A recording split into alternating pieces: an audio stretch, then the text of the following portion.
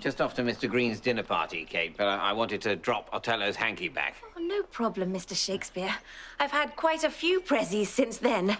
A bead necklace, a hollowed-out gourd, a potpourri of scented leaves and berries contained within the dried scroting sack of a defeated foe. Hottie's so romantic. A hottie? Oh, yes, 'tis my pet familiar for him. I fashioned it out of the first syllable of his name and the fact that I find him extremely and totally hot. Yes, I think I got that. He calls me Sweet Tits, which no doubt be a reference to adorable baby birds. Yes, and tell me, Kate, have you yet confessed to Prince Otello that you are not, in fact, the Duchess of Northington, but a naughty imposter? Oh, Mr. Shakespeare, Hottie won't mind that. He loves me, and amor vincit omnia.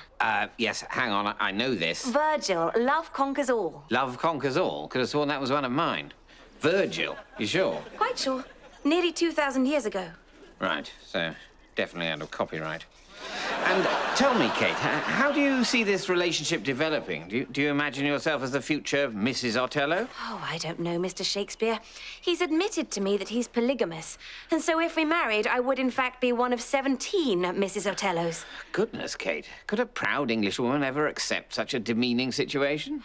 Well, you see, Mr. Shakespeare, if, as a proud English woman, I marry a proud English man, he immediately takes all my property and has the right to make of me his slave and beat me without fear of law. As would the Moor. Yes, but with Otello, I would only get 1/17 of his attention, whereas in England, I would have to put up with some brutal bastable all on my own. For an Elizabethan woman, marriage is a percentage game. Right, yes, I see that. Plus, think of the adventure. To be with such a man as the Moor, a warrior who has sailed afar and seen the anthropophagi and men whose heads do grow beneath their shoulders. Yes, well, I must admit that does sound like pretty exciting stuff. There was one other thing. I wanted to ask a favor. As you know, I'm hoping to petition the College of Heralds to grant the Shakespeares a coat of arms. Robert Greene has let slip that were so great a man as General Otello to plead my cause, Greene might be better disposed to consider it.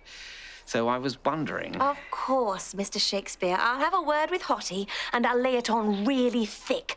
I'll say you're absolutely amazing and totally wonderful.